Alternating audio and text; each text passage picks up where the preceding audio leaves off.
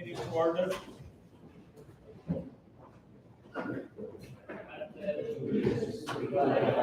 United States of America, and to the republic for which it stands, one nation, under God, indivisible, with liberty and justice for all. We'll have a roll call.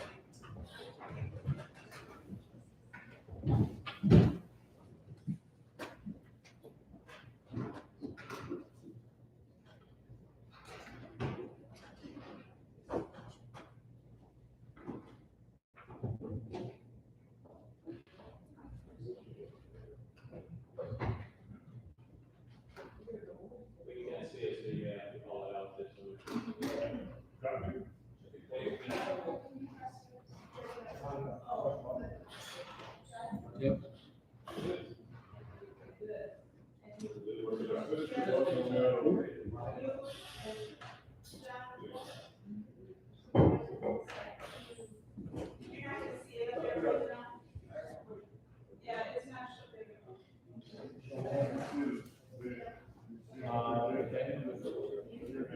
Okay. 15 supervisors are present. Supervisors Brady, Gens, Belsky, Thomas, Stopper, Nedweski, Nordigan, and Carroll are excused. Okay. So we're going to start right on with the presentation of the classification and compensation study. Patrick Glenn will be presenting that. Mr. Glenn? Or Claire, would you introduce them? Thank you.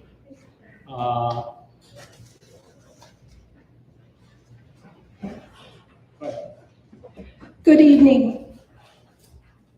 We very much appreciate you all gathering this evening to give us, and more specifically our consultant, an opportunity to present to you the results and recommendations of our classification and compensation study. With the passing of the 2022 budget, there was funding included to cover the cost of a classification and compensation study. We kicked that off 13 months ago in February of 2022. Patrick Glynn of Carlson Detman was assigned as the lead consultant on the project. We anticipated it would take 6 months. At the time, Carlson Detman was slammed with requests from other public and private entities to do the same. Our optimism in getting the project accomplished in 2022 quickly faded as the usual hurdles impaired progress, including staffing challenges, illness, and a delay in getting outside data. Toward the end of 2022, we had a pretty good idea of our need to better position ourselves in the market. Therefore, we recommended, and this body approved, a 3% upward adjustment to our wage schedule and a 1% market adjustment. Today, we currently stand at only 5 vacancies for correctional officers. We also reclassified certain positions, such as CNAs, and today we stand at 9 CNA vacancies. So those steps helped considerably. But we need to keep those situations stable and stay on top of this very competitive market as it continues to evolve. We've heard time and time again that there simply aren't enough workers to fill all the jobs. In addition, we compete with 2 major metropolitan areas with both public and private sector, and we are competing in what continues to be a hotbed of economic development. Our consultant will walk you through the study, the process, the market, and under his consultation and expertise, the recommendations that administration is putting forward to ensure that Kenosha County will be able to provide quality staff and thereby quality services to the people of Kenosha County. This presentation is intended to be informational. There will be some time at the end if you have questions for the consultant. If there are questions you have for administration, we encourage you to make note of them and send them to me, Patty, or Barna. The implementation plan will go before Finance and Administration Committee on April 13th. You have copies of the presentation before you. So with that, let me introduce our consultant, Patrick Glenn. Patrick has nearly 30 years of professional human resources, labor, employer relations, and consulting experience. For about the last decade, he has been with Carlson Detman with a specialty in classification and compensation. He is a former county HR director, past president of the Wisconsin Public Employers Labor Relations Association, and a past member of the board of directors of the National Public Employers Labor Relations Association. Patrick is well known in the state of Wisconsin HR world, having worked with many county and municipal entities. Patrick will be leaving Carlson Detman on April 7th. His associate, Jenna Bidwell, is here as well. Jenna is also assigned to our account and will be available at the upcoming meetings. With that, I'm going to hand it over to Patrick.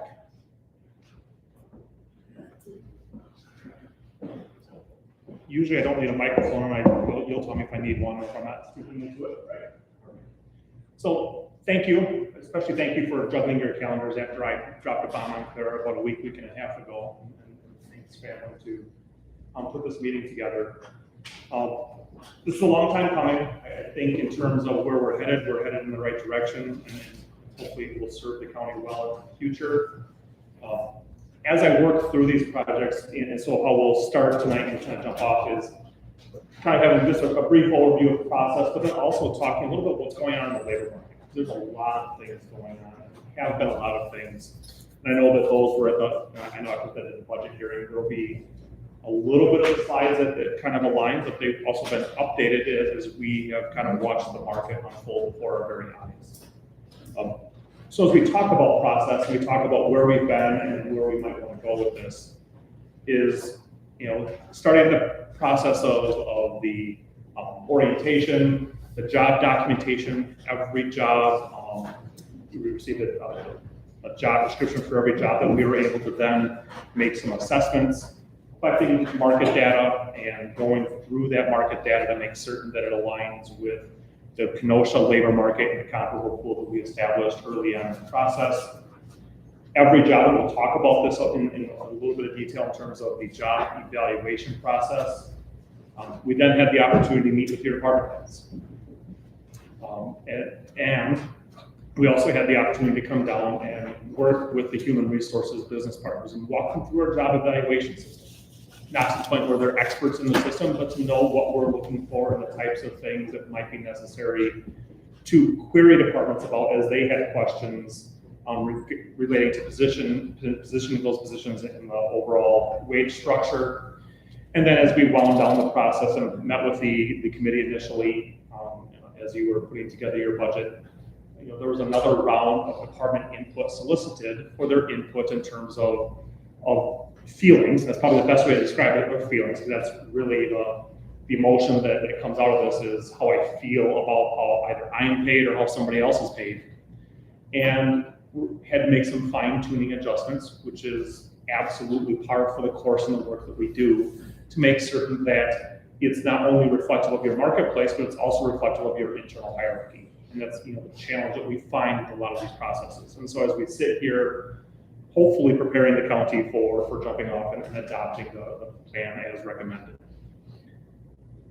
But we're certainly in a labor market with its challenges. I don't think there's any question about that. And then the ongoing debate or discussion in terms of what's happening moving forward with the labor market. If you can tell me, let me know. We've got some investment opportunities here that we can probably take advantage of. It's been anything but stable. A number of these slides I have tonight are intended to be leave behind slides. This is one of those. You can read the words yourself. I don't need to read them for you. But one of the things that we track in these processes are the job openings, the voluntary quits versus the layoffs and discharges. It's an important metric for us to track, primarily because it tells us how hot the labor market is. Do you have more employees leaving their job voluntarily than are being laid off? And when we started tracking this, I want to say it was 2013, 2014, it was an alarming number. 2013, 2014 is down here, and we were concerned. That number's grown. The more people who have the comfort level, we've heard the term the great resignation, quiet quitting, whatever you want to call it, all sorts of those things going on, but employees before, not so much during, then immediately after the initial wave of the pandemic, it's been an employee's market. I don't think I'm saying anything that you haven't heard over the course of the last couple of years. The layoffs, unemployment rate, especially, is also at I would say, historically low level. The last couple of months, we've seen some regression back towards normal. But there's a lot of movement that still needs to occur before we even get to pre-pandemic levels, let alone back where it was back in 2013, 2014. And all predictions, in fact, just kind of following through in terms of Fortune magazine just had an article in the last week or so. You search hard enough, you can find it without a paywall. I think they had there as well. That talking about for the next 5 years, employers can reasonably expect to see some competition in the labor market. I would argue it's probably going to be a little bit longer than that. I think as we see the baby boomers continue to exit the workforce, the following generations not having the same numbers to backfill, I think this is a long-term issue that we're going to have to grapple with. I think that's why we're seeing a lot of movement towards advancements in technology and whatnot. But this has placed pressure on your wage schedule. This next slide is simply the Wisconsin view of the same data, a little bit more erratic. Wisconsin was late to the party in terms of the labor market challenges. But after the pandemic, we saw that gap grow. And so again, Wisconsin's experiencing many of the same things. And we track this for all the upper Midwest states if we need to. The other metric, and one you probably hear about on a month after month basis, especially over the course of the last couple of years, is the consumer price index. That's a metric. It's not the metric, but it is a metric that we track and we follow when it comes to wage increases. And the main reason why we track it is because that's what employees see and hear in the media.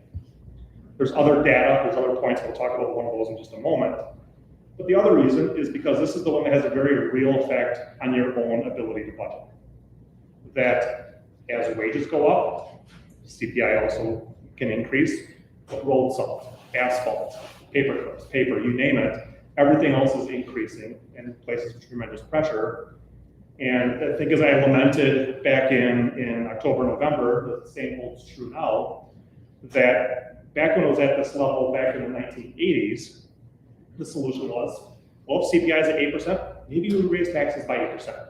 It's not a recommendation, but that was a legitimate conversation that could at least be held in this room.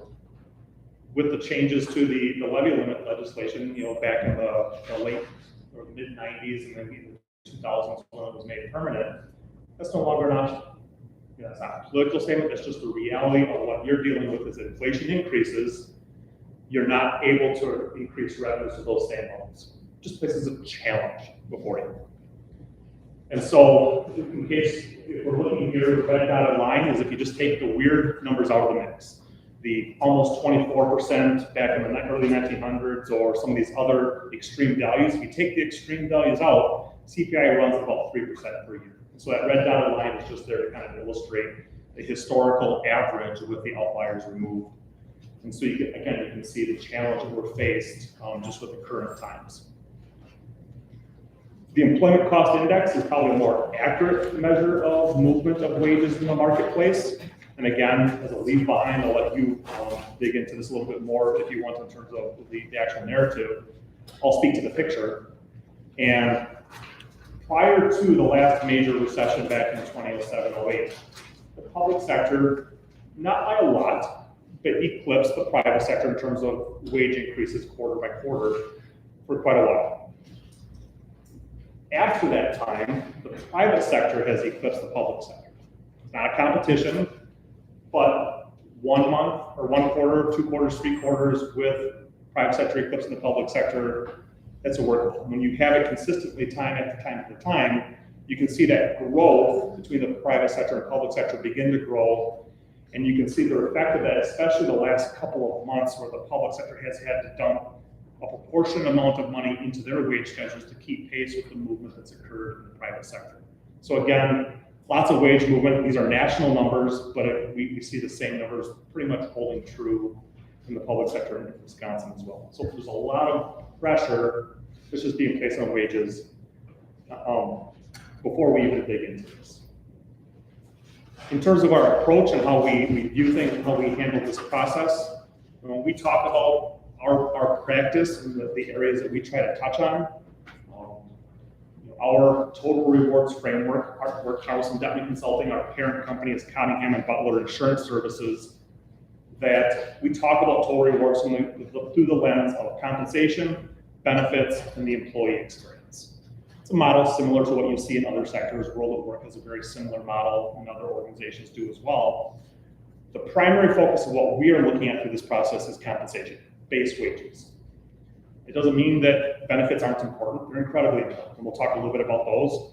It's also, the employee experience, how employees are connected to the organization, the level of engagement, the culture, performance management, and talent development processes, also equally important.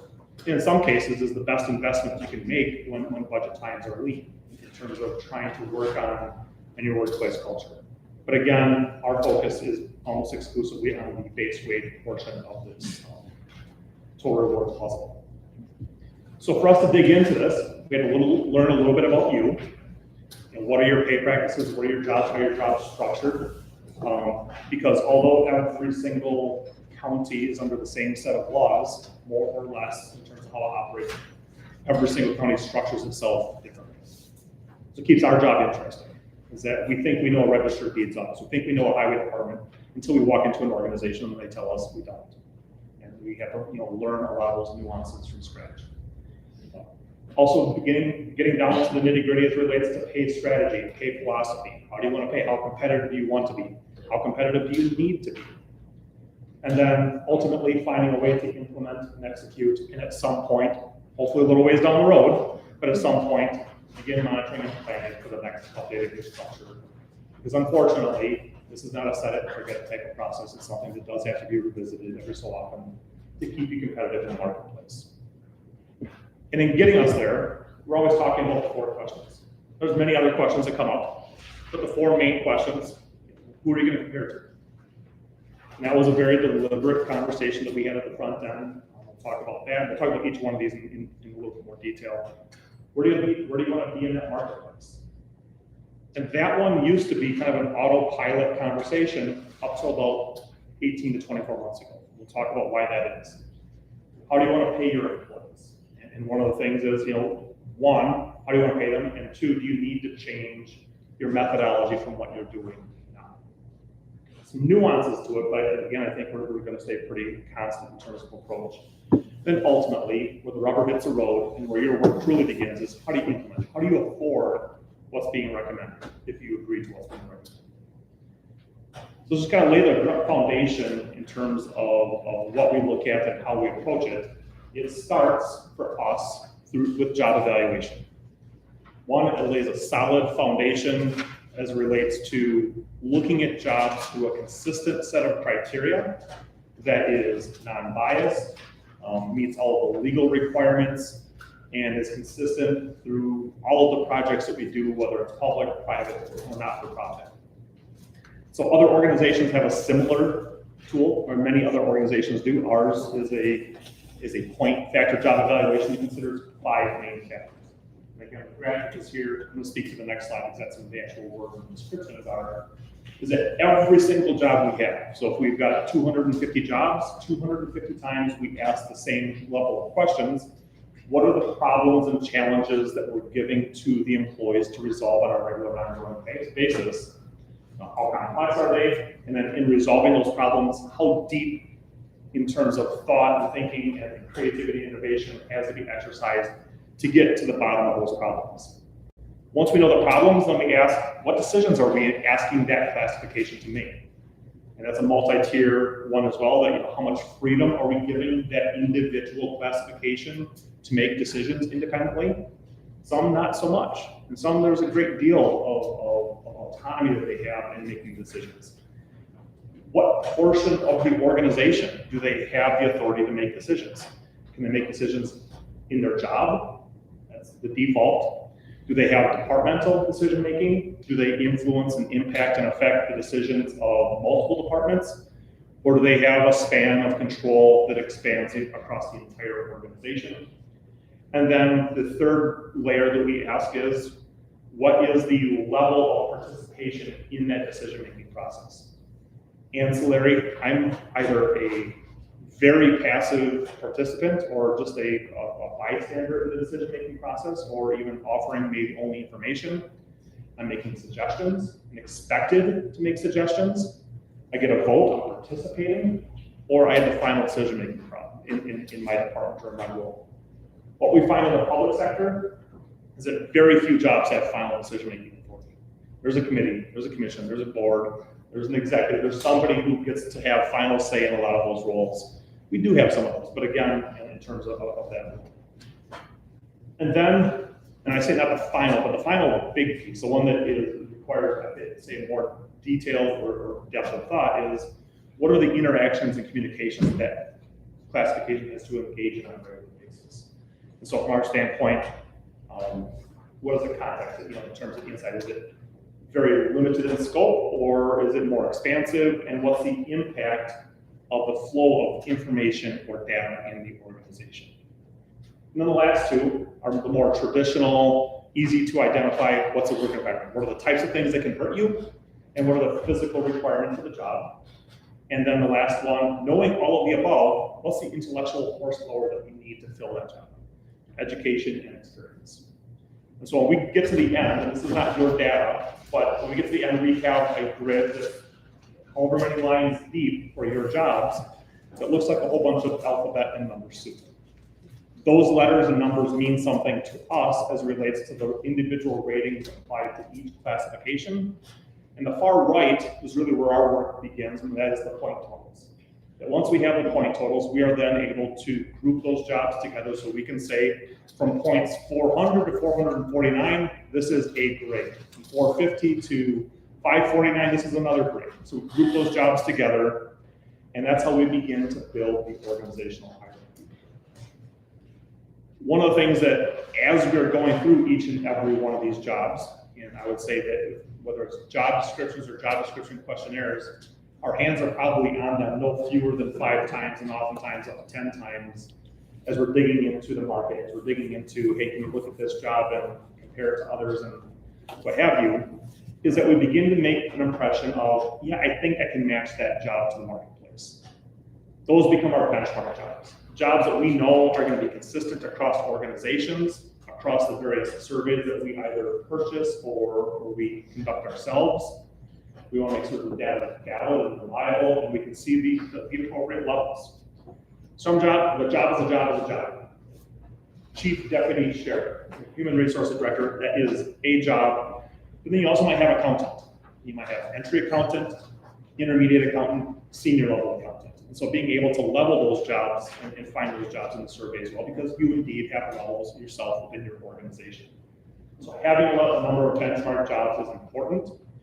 But what's also important to know is that not every job in the organization needs to be a benchmark. Our goal is to have a sufficient representation of jobs at the top, the middle, and the bottom of the organization that we can begin to build a model for you that is best representative of the marketplace and the kind of types of jobs that you employ. Again, another leave behind slide, too small for me to speak to anyways, even this close I couldn't read it if I wanted to. But it's just, these are the listing of the benchmark jobs that we use for your organization. And so once we get there, and we start looking at data, we start looking at wages, then we have to start talking about why are jobs paid differently from one another, from our job evaluation standpoint. And there's any number of reasons why it's perfectly acceptable that somebody get paid differently in the same classification, the same department, or what have you, whether it's market or education, job evaluation score, what have you. But those are all legal, valid reasons. The things that we do not take account, nor have we ever taken into account, are the big three no-nos: race, age, or sex. Those are prohibited by law and simply don't enter into any of our factors in any way, shape, or form. Once we have those jobs evaluated and some of that preliminary analysis done, then we kind of navigate to the marketplace. This is, a conversation that we have at the front end of the process. Why do we have it at the front end? Because we need to know where to collect our data. So as we look at this, there's two marketplaces that kind of compete with us. They compete. Sometimes they're one and the same, but who are you comparing yourself to? Who is like you? That's usually the metric, and a lot of times, the first, is who have you historically aligned yourself with, and sometimes there's roots in collective bargaining that you might have had a pool that you've aligned with because that's what had always been done in that situation. I think it's oftentimes we hear Kenosha and Racine mentioned in the same breath, and we need to compare with them, or who else is like you from that standpoint, but also who's competing with you. And the reason why those are two different marketplaces that sometimes align with one another is because who you're competing with could be very much smaller than you or very much larger than you. That Milwaukee County, for example, that 5 times, 5, 6 times, and math is hard at this late stage in the day. But the reality is they're significantly larger, but they're also legitimate competitors in your region. And so as we look at this, we put together a comparable pool, knowing that we had a very solid representation of Southeast and Eastern Wisconsin. I think that's an important piece given the ease of access to road systems. We also threw a couple of other counties in there, at least for the sake of looking at it in terms of the Cross, Eau Claire, and Marathon counties, in addition to the Brown, Allegheny, Winnebago, Fond du Lac, Sheboygan, kind of that cutoff of what I'd say. Some people say Sheboygan is Southeast Wisconsin, some say it's Lakeshore, I say it's both. But the point is we've got a very solid, robust set of comparable employers, and we have a very robust set of market data that we use that wasn't just for the home.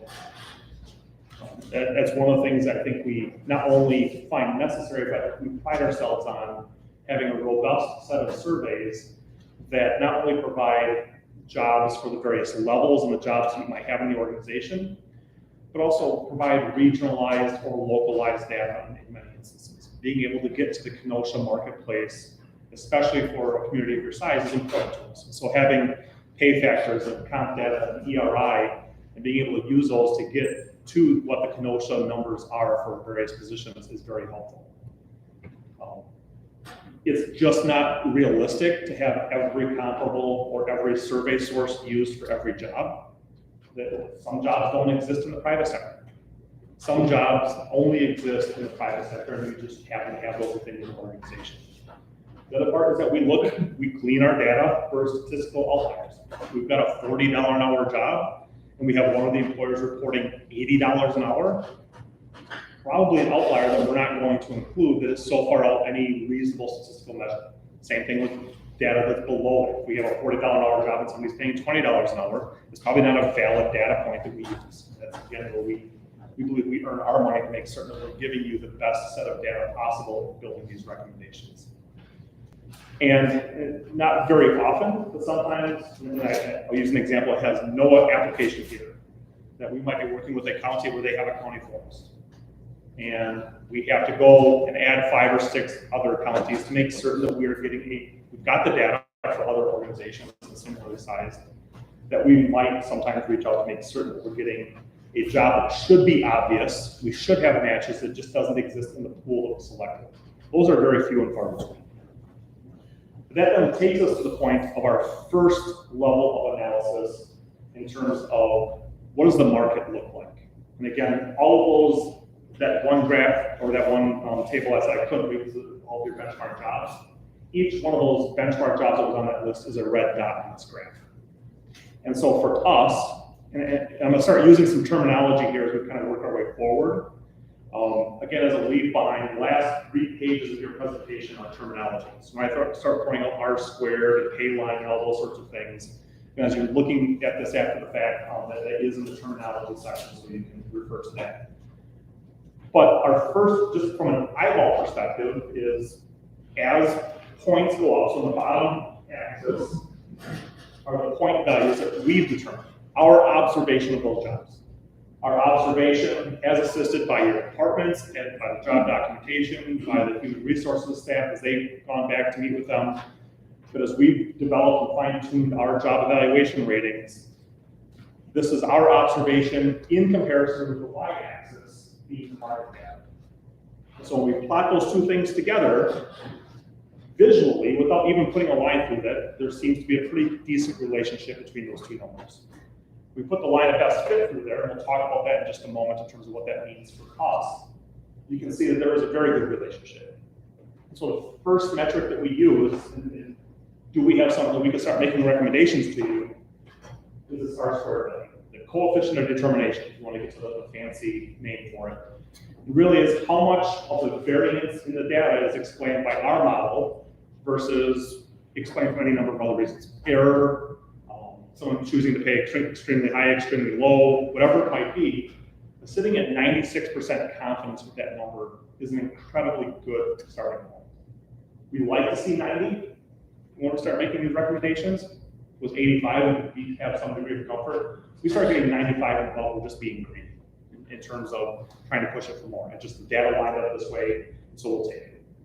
We'll revisit this type of a graph in a few moments here, but when I start talking about that model we built, again, what contributes to that, the job evaluation scores, what surveys did we use, what cuts. We want a Kenosha cut, we want a public sector cut of that data because the survey reports different levels, as well as, as we work our way through and have the management. This is where I kind of take a quick pause. It's impossible to have these conversations about pay. And even though our exclusive focus in this process is pay, you got to talk about benefits and what role do they have.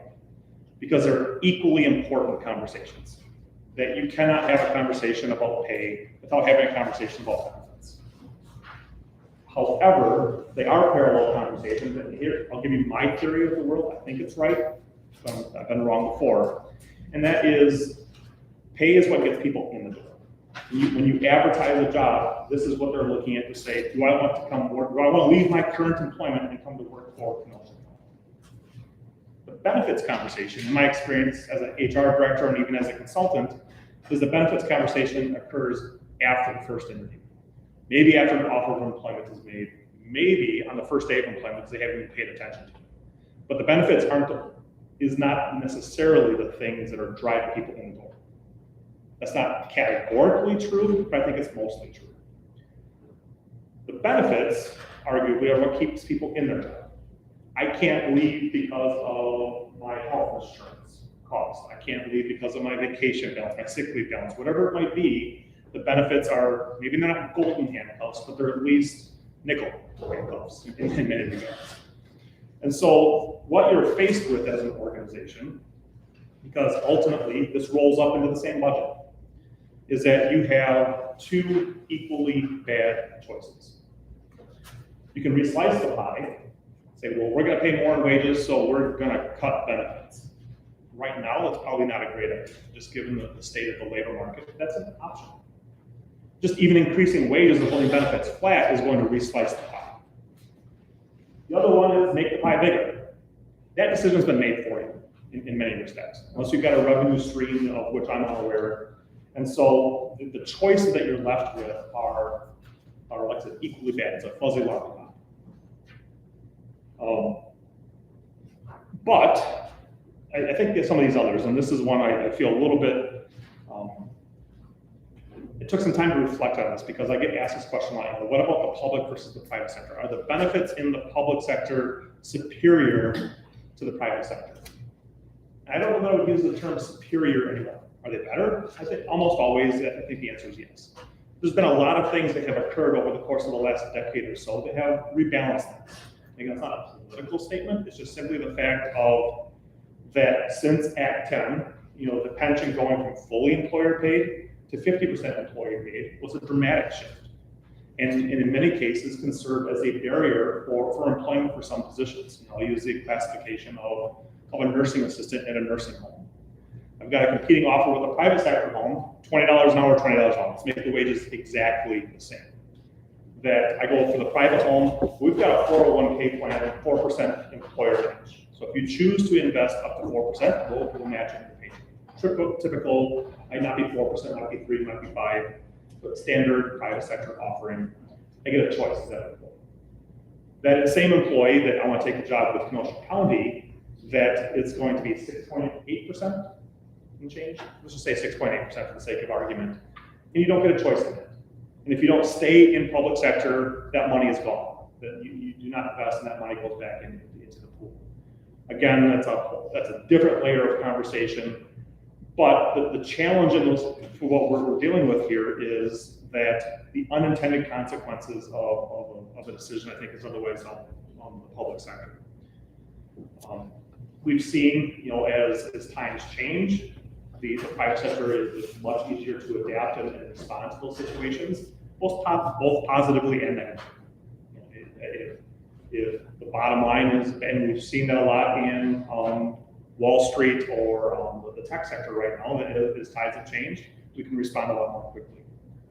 I'm just going to skip through some of these, but if I look at one of the things that we often get asked about, it's not included in our analysis, primarily because not every survey we use has this data point, but this notion of total cash. When we get a survey, I'll use a Towers Watson or a comp data survey, and if I'm assessing a job, I might say this is a $50,000 a year job. And there's another data point off to the right that says, but it's also eligible across the board for about a $1,500, $2,000 a year bonus. That's a total cash number. We're looking at base wages, not the incentives, but those exist, and those are data points that are relied upon, and in many cases begin to erode that difference in competition between the public and private sectors. We were talking about the pension plan. Politics and budget, you don't have a choice about the budget in many situations. It has to play a role. This is as much money as we have, and this is only the amount that we're going to spend. And so I think that there are some difficulties there. The point is that as much as we want to compare, and we need to, anything that I just said in the last few minutes, we still need to try to make those comparisons and make those connections where we can, because you are competing for the same talent, and you need to be able to communicate where possible the advantages of public sector employment. These next few slides here, I want to talk about market competitiveness, and I'm going to talk about it from a couple different angles because I believe it tells a different story. And so, I'll explain why in just a moment here, but this first one, we are looking at the midpoint competitiveness of job evaluation. So if I look here, say I'm going to use a fake number. We have 99 benchmark jobs. We have more than that. We have 99 benchmark jobs.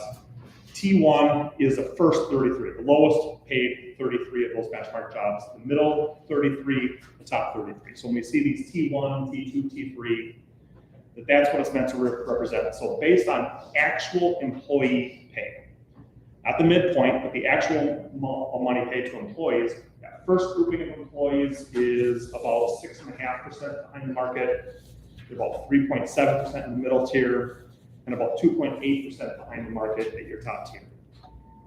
Same data is represented by this graph. It just doesn't tell as good of a story that I'd like it to.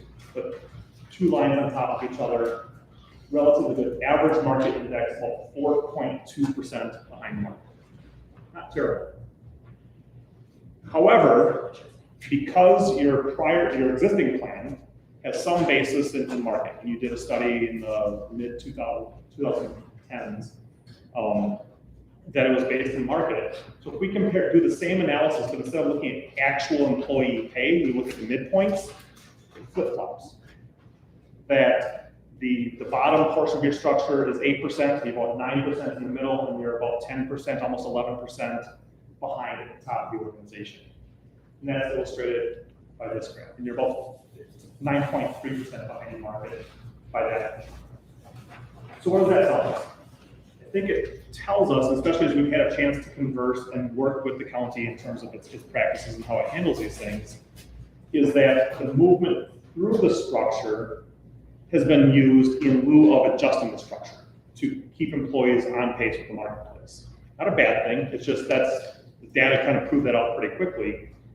And so as we look at this, and one of the things that we urge you to consider in your decisions in future years, is that having a blend of structural adjustments in addition to employee movement through the structure. And I'll illustrate that a little bit later on as well. But that's one of the things that kind of jumped out at us in terms of as we're trying to figure out your current situation and how you wind up with the marketplace. In terms of plan design, there's a lot of things that go into it. Even if we're keeping the plan design constant, things that we want to make certain that we're at least identifying and staying on top of. How do employees move? And again, that's one of those things we'll talk about as we wind down here. How do we build that internal hierarchy? Are there jobs that we need to look at due to compression? The answer is yeah. I mean, that's always a concern in terms of subordinate employees and supervisors. Or, in many cases, we didn't have that because the sheriff's supervisory staff are handled a little bit differently here in Kenosha. But if we were doing any other organization, whether it's a city or county, police, fire are usually the primary ones where we have to look at compression between those who are supervisors and those who are being supervised. Do you have any unique market pressures? The answer is yes, you do. We can move on to that one. The answer is, as Claire said in her introductory remarks, you're in one of the more dynamic labor markets in the state, and I would say probably in the Midwest, with that interplay between the Chicago and Kenosha areas, and Milwaukee to the north as well. Number of desired structures, financial budget pressures, performance, all those elements have to be taken into consideration, and we're taking into consideration as we navigate through this process. And then the fun comes in. And some of this information will be delivered by not me, as what I say, kind of the overall cost. But some of the things that need to be taken into consideration, we've talked about this a million times already this evening, is budget. Levy limits, expenditure strength, whatever you want to call it, or however it applies to the individual organization. Budget is and will always be a factor in those decisions. It's unavoidable. And in terms of arriving at recommendations for implementation, the challenge is trying to find that balance between fairness and happiness. If your goal is to make everybody happy, you will be talking about this plan well into the foreseeable future. It just is not one of those things that is easily controlled. You can look at it and say we've been fair. We've looked at how much we have to spend, and how do we allocate that in the most fair and efficient manner possible, knowing full well that happiness is an elusive target, but again, you try to do right by not only your employees, but also your constituents and your taxpayers. The two challenges that we're always wrestling against, in different types, like in a step plan, this is much more pronounced, and a performance plan is still there, but it's a little bit different. But that is, what is the size of that increase? Upon implementation, I think many employees, especially in this labor market, many employees' expectations for wage growth upon implementation is fairly high. CPI is at 8%. Employment cost index at 5%. Where's my 8%? Where's my 5%? The first thing is you've taken some intermediary steps. With your January 1st implementation, you adjusted the structure by 3%, you granted 1% movement to all employees, you reconfigured other positions to get them more closely aligned with market.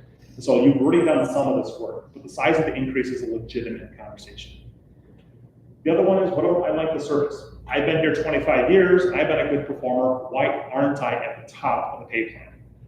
Or I've been here 10 years and this employee's been here 5, why aren't I measurably ahead of the individual employee? And there's a million and one reasons why that might not be the case, but one of them always does come back to budget. We'll talk about that a little bit in terms of the ability to do this counterbalanced against the available funds.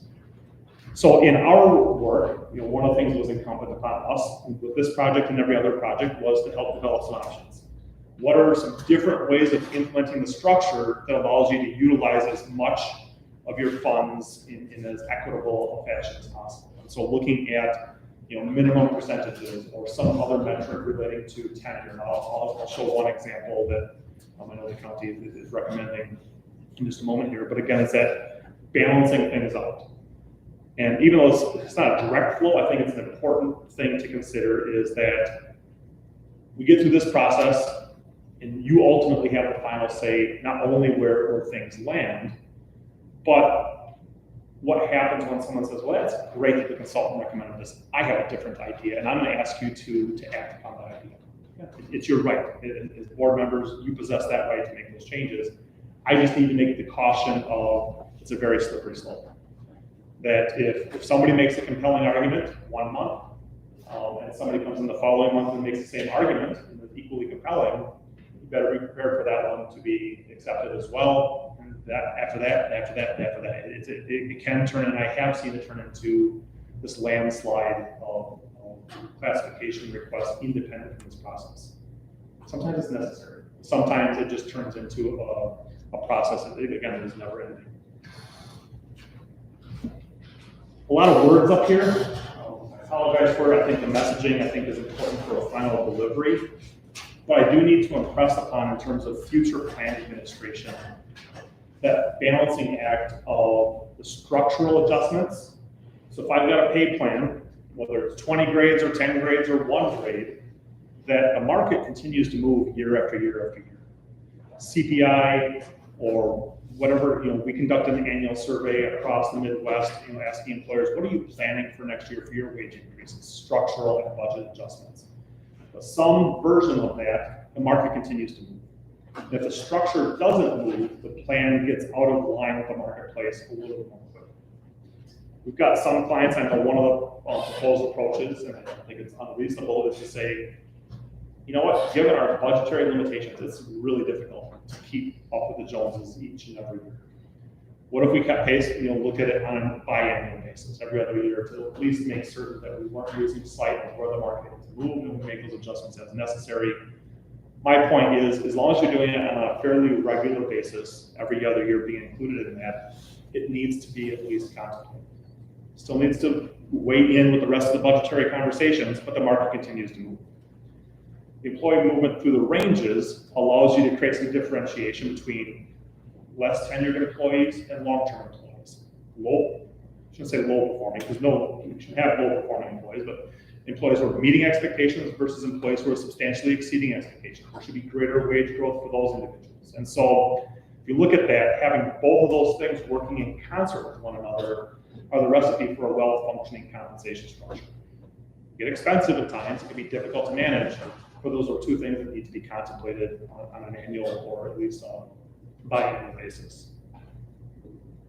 I hinted at this before in terms of alternative approaches, in terms of landing in the marketplace, and this notion of, in fact, I had a slide in here last October, November, and I took it out for tonight, but most organizations, and I want to say it's probably right around 90%, if I remember the last World at Work survey, have historically tried to build their pay structures around the median marketplace, the 50th percentile. And that was a strategy that worked really well for years upon years, if not decades. And then all of a sudden, the last couple of years, we've seen organizations decrease, the number of organizations participating or building the structures around the 50th percentile shrunk, and those who are building it above the 50th percentile have grown. And in some cases, for very good reason. And so I want to talk about this in terms of our recommended approach. First of all, in a very competitive economy, data in general, whether it's a CPI, employment cost index, you name it, are backwards looking numbers. What happened last month, what happened last quarter, what happened last year. We're always looking backwards to kind of figure out what that data is today. Same holds true with wage data, public sector and private sector. As we went through this initial analysis, one of the things that we looked at was, well, in the public sector, we were collecting data last summer for pay plan decisions that were made the prior October, November as part of the budget conversations. That's when the conversations occurred in terms of what are we going to adjust our wage structure. At the same time, we knew that an overwhelming majority of your comparable organizations were actively engaged in wage studies of their own. So we got that working against us. In the private sector, and I would say we probably have an equally robust business in the private sector than we do in the public sector, that we've seen jobs, even in this area, let alone across the state or across the nation, that have grown from $12, $13, $14 an hour to $19, $20, $21, $22 an hour in a very short period of time. So we know there's rapid wage movement. And those wages haven't necessarily found their way into the surveys just yet. A lot of organizations I've got a pay structure and it's this wide, I'm gonna start paying in this portion of the wage structure. It's not affecting, if I report to a survey in terms of what my midpoint might be or some other value. But also, that the data by law has to be slightly different. To pass the smell test with the Sherman Antitrust Act, the data has to be at least 3 months old, usually 3 to 6 months when you figure a survey cycle. And by the time that data gets analyzed, sifted, sorted, and published, it's probably 6 to 12 months old before it ends up on our doorstep. In the past, that was perfectly fine. We'd buy a survey and it could serve us well for a couple of years. Age the data, so if the data is 2 years old, the market's been moving by 6% or 3% per year, age it by 6%, and we're gonna be pretty darn close to that market data. Not quite the case in the last couple of years. We've had to advance our survey purchase cycle just to keep pace with the market movement, because not only has there been significant market activity in the private sector and the public sector, either significant activity that we knew about, which was easy to account for, or that we knew was going to happen. And that is the bugaboo with this recommendation, is that knowing that a large portion of your comparable organizations, almost immediately upon adoption, their data was going to change. And I've done dozens upon dozens of pay structures over the course of the last decade. Not one of them has resulted in lower pay. The reason why this work is done is we need to be more competitive to bring employees in. So we knew the market would be moving. We knew that probably moving forward, the surveys, when I say the surveys, not the pay surveys, but the pay practice surveys, I believe at some point we're going to say that the 50th percentile, the median, is going to be the metric that's going to receive most favor. In the short term, to keep you there, we probably need to do something to kind of get you in an advantageous position. So let me just talk to these lines. That the black line that we see up here on the screen is your current pay levels, your midpoints of your current structure. So based on the marketplace that was established in 2014-15 timeframe, and as it has advanced forward over the years, that's where your current pay structure lies. That gray line is where the median or the 50th percentile marketplace exists. The green line is the 75th percentile. You want to put your foot on the gas and say, no, we need to compete and we want to compete right now, we could go to the green line. As an alternative, in our recommended approach, is why don't we look at the blue line as an average of those two numbers, the median, which we know is rock solid. All three of those data points are rock solid. We have that data available to us. But we don't want to get too aggressive. We know that the goal is still to compete in the middle of the marketplace once the dust settles. We just need to buy a little time to let that dust settle. And by moving the pay plan to the average of those two numbers, the 50th and the 75th percentile, advances your structure by 4 or 5%. Lets the dust settle for all these other pay plans to get adopted and the market to shake out. And I would wager that as time progresses, 6 months, 12 months, you remeasure, I'm not recommending you do, but if you were to remeasure, you're gonna be a lot more closely aligned with the median marketplace at that time than adopting at the median market, letting the dust settle, then all of a sudden now we're behind the market almost immediately. So it's not a matter of us wanting to spend more money, it's wanting to put you in the position that we believe you intended to be in the first place. So if I look at this, the graph looks the same. The numbers are slightly different only because this is the 50th and 75th percentile blend instead of the 50th percentile. Still above 90%, 6% on the R squared. I've highlighted the formula on that graph instead of the R squared because now we need to start making some pay plan design decisions. So how do we do that? So right now, and also in your packet, are recommended wage structures for the exempt employees and the non-exempt employees.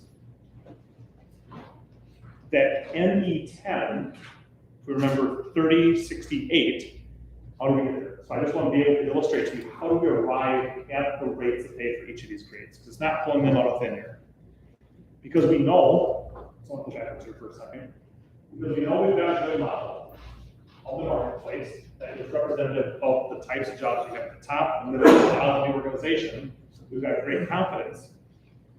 We could then look at it and say, all right, grade 10 is 479 points to 515 points. The middle value of those two is 496.5. Simple add. But now we know the middle value of that. Let's plug it into that equation. That's y equals 496.5 points into this up here, and that becomes 3068. We can repeat that for every single one of your grades, and it's based off that line on that prior slide. So it's a good marriage or blend of the collected market data and the job evaluation scores. We've got a plan that is, or should be, externally competitive and internally equitable. That's the ultimate goal in any one of these, is trying to have a plan that meets both of those expectations. So again, not any voodoo or anything like that, pretty straightforward in terms of how that, once we know we've got a good model built for you, how we build those individual structures. One of the other points, and this is just kind of laying the groundwork for one of the future conversations, is how do we address compression? This sort of compression, more of the short-term versus long-term employee compression. That I think there's a reasonable expectation, unless the new employee's performance and skills and expertise is so far above a long-term employee, there should be some difference in salaries for those positions. Money's not unlimited. I guess that's kind of the underlying theme of all this, if you haven't guessed from my prior statements, is that what's a way that we can at least acknowledge that people have longer tenure with the organization and still fit within your financial parameters. So this example is that if I have less than a year in my current job, then any adjustment to my placement in the new wage structure, there would be no additional adjustment. If I have between 1 and 2 years, and then extra 0.5%. Between 2 and 3, 1, and all the way up to greater than 5 years, an extra 2.5% from an implementation standpoint. So again, you're not moving everybody to the exact location that they should be in the structure, but other options that were measured. One of those, and again, it's a term that's identified in the end of the presentation, in the terminology section, is a term called compensation. How does my current pay compare to the midpoint of my pay range? If I'm an employee today and I'm paid at the midpoint, my comp ratio is 100%. And so one of the questions we asked ourselves is, what if we maintained an employee's comp ratio? They were at 110%, let's maintain them at 110%. If they were at 80%, 90%, let's maintain them at 90%. That price tag got pretty astronomical pretty quickly. And so that, at that point, it's like, well, we can't do that, or at least, unless, again, you have a funding source of which we're unaware. We can at least try to do something to move employees along that pay structure in accordance with their years of service.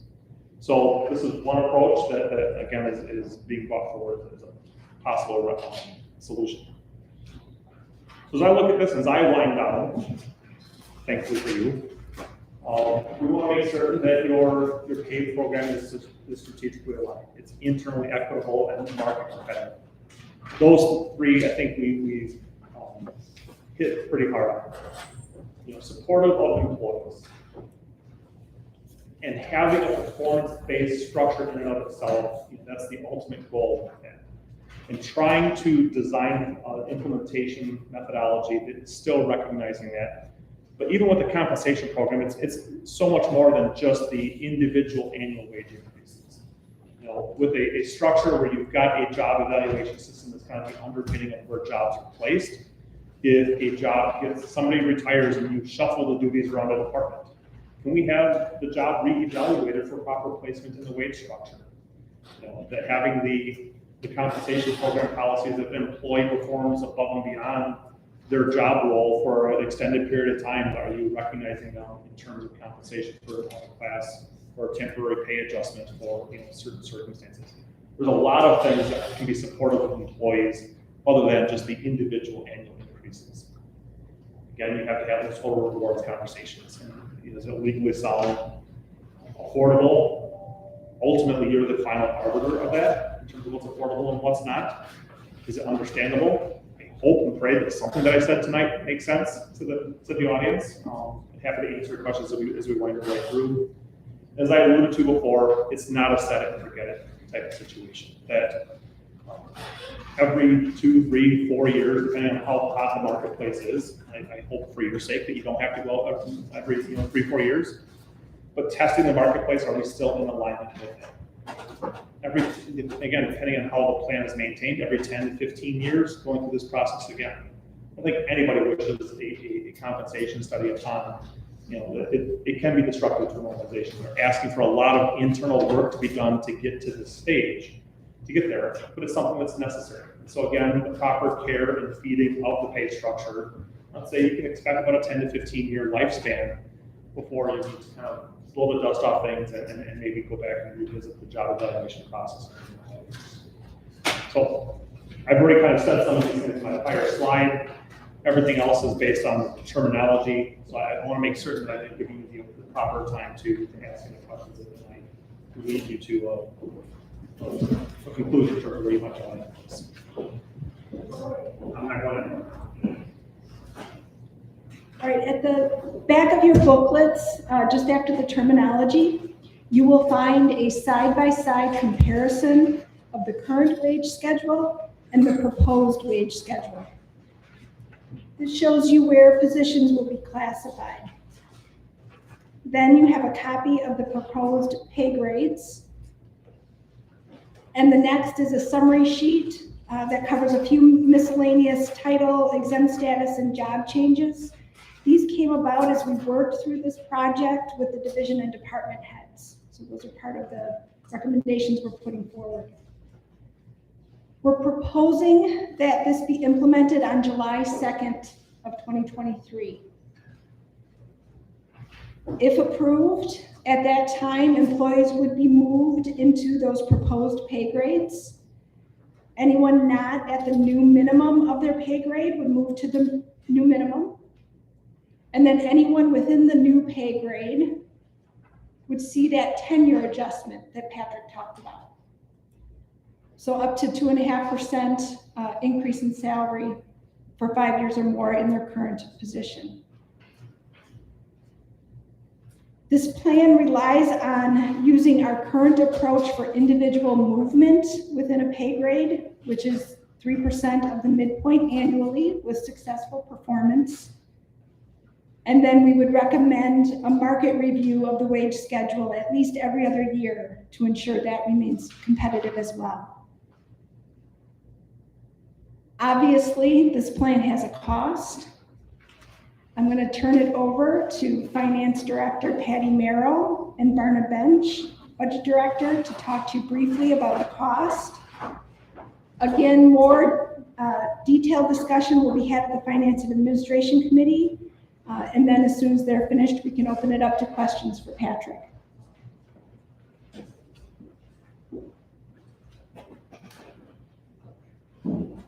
Thank you, Clara. Before we discuss costs, I wanted to take a minute to talk about the hundreds of hours of work that have gone into the plan you have before you. Hundreds of hours by Patrick and his team, hundreds and hundreds of hours by Clara and her team, and hundreds of hours by Barna Bench and Matt Lays in costing out the different approaches that are in there. Thank you to all of you. And thank you for your patience. This plan took a long time. There's a lot to it, as you can tell from Patrick's presentation this evening.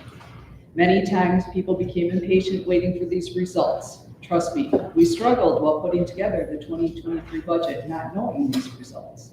But we were able to glean enough to better position ourselves in the market. And thank you for supporting those preliminary efforts, but this plan shows we have further to go.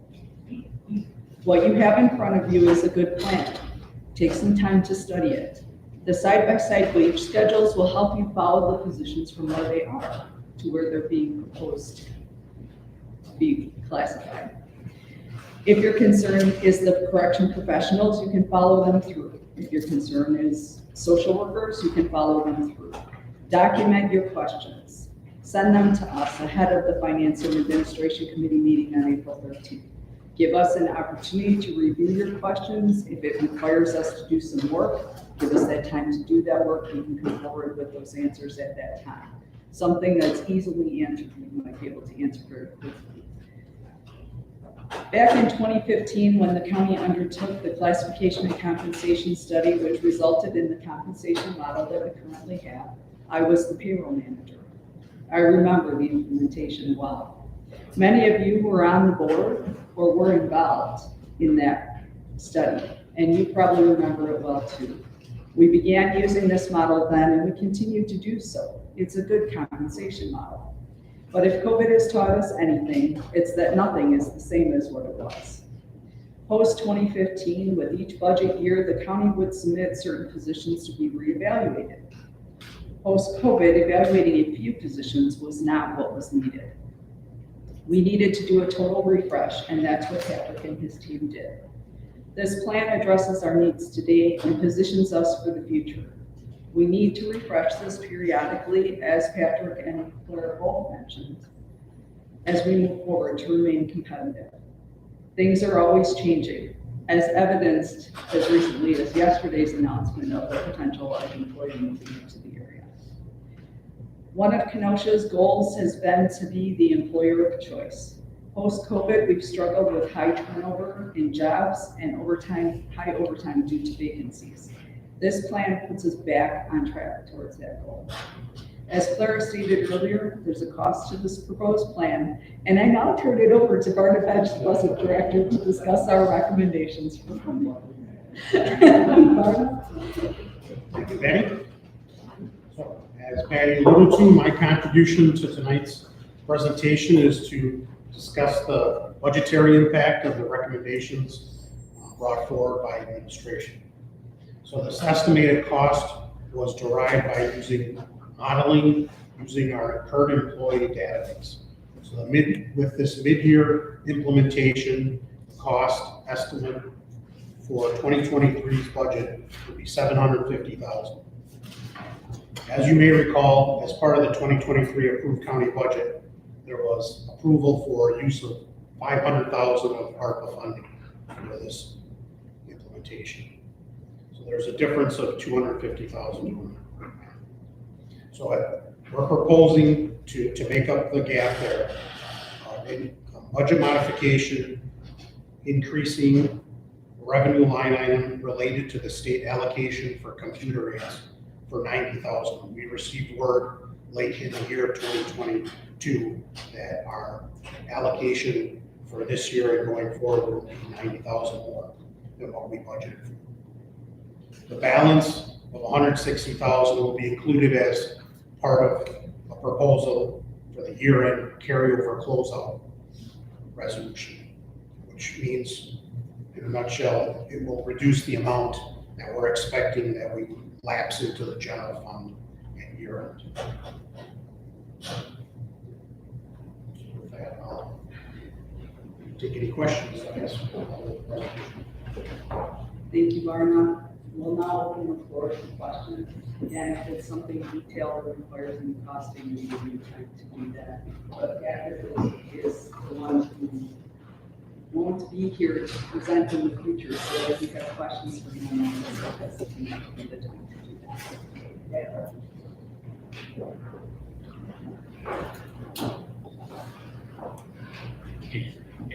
Anybody has any questions? Supervisor Bird. Patrick, a couple questions. On your Y equals, how do you derive X?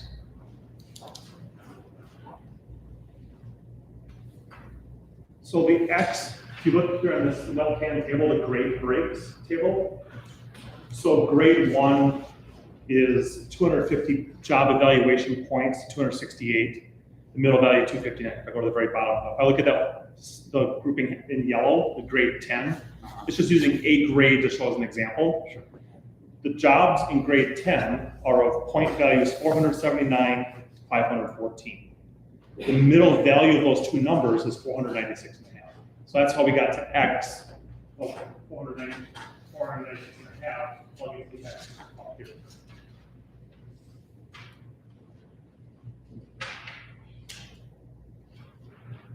Okay, so that's a 496.5. Yeah. What is the, okay, so what you're saying is I think I'm getting confused. On your Y, yeah, right, on your X there, I was equating that to the 0.4. That's not accurate. That you have on page 46 in the equation. It's 0.06. Oh, 104, or is that just an extension? just like an extra decimal place. Is that, that's all? Welcome to the world of Microsoft Excel. Okay, But okay, the graphing features use fewer decimal places than the actual formulas used to derive them, and so instead of being 0.61, it's actually 0.6104. okay, so that's just like 3.14 versus 3.14. 3.14. Right. Okay, my other question. The years in job compression and implementation on 47, is that relative to the percentile blend? That is not, it's not a percentile. It is, here's my current pay as an employee, and if I've been in my job greater than 5 years, the implementation would be, is it 2.5%, or is it, no, is it 1%? An additional 2.5%. Okay. So right now, if I'm hearing right, that we're looking to increase our wages based on the compression, not based on not based on the blend? Two different conversations. One is the design of the actual structure itself. So at percentile blend, you're using the market data in addition to these formulas to build the individual pay grades. But then you have employees, if I look at grade 10, $27 to $34.36, you can have an employee anywhere in between those numbers in terms of where their individual rates of pay fall. And so in terms of implementing the new structure, if I've got greater than 5 years of service, if I'm at $27 and I've got more than 5 years of service, it'll be $27 times 1.025 to get them to the rate upon in the new structure where they would fall. So the structure itself is based on that blend we were just talking about. The implementation and the placement of individual employees would be based on this grid. All right, that's all I have. Thank you. Thank you.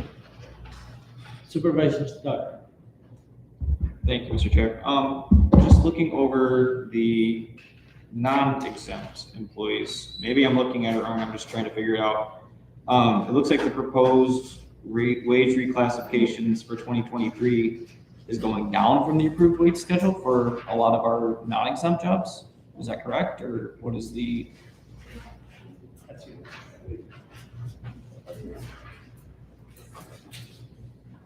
If you're looking at the wage schedule, it's important that, to know that grade 1 current is not equivalent to grade 1 proposed. You need to look at those positions and where they're put, and then look at the values of that pay grade. Okay, so it's more than just the, okay, all right, thanks for my question, thank you. Anybody else? Supervisor Pearson. Thank you, Mr. Chairman. So we're not going to do another one of these full-fledged studies for 10 or 15 years. It's a major effort. We just did one in 2015, so about 8 years lapsed since we did one. But it would be really cool if we could get this market line analysis to spit out annually. Is there a way of doing that? There's a market annually. So you've got the market line on 25 and you've got the other market line in the analysis. So every year we'll update this thing, we can have a computer model and see how we are on the market line as we. You would have to go through and have the market data applied to each one of your benchmark jobs to be able to see where the market's moving. You can certainly, I mean, if I were a larger corporation, I'm probably gonna have compensation staff on staff, and I'm probably looking at salaries on an annual basis. There's precedent for doing it. In the public sector, it tends to be, we don't want to spend the money to update this line each and every year. No. Yeah, we don't want to do that, but we've got the data and we know how much we're going to increase them. And we also, somewhere in the universe, we have the market data, right? The surveys change on an annual basis. Yeah, they do change, but your company has them, right? I mean, generally has them.